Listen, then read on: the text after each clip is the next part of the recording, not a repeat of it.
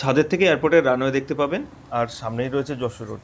Super prime লোকেশনে যারা ভালো একটা ফ্ল্যাট খুঁজছেন, সেমি ফার্নিশড একটা ফ্ল্যাট দেখাচ্ছি তাদের। G+4 বিল্ডিং রয়েছে, এয়ারপোর্ট 3 নম্বর গেটের কাছে।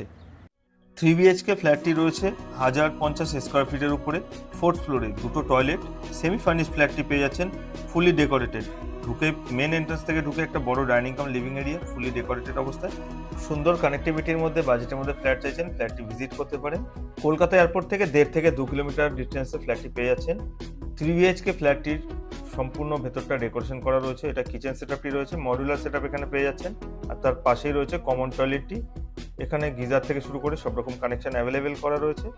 আর পাশে কিন্তু একটা স্পেস রয়েছে যেখানে আপনি ওয়াশিং মেশিনের সেটআপটা করে নিতে পারবেন।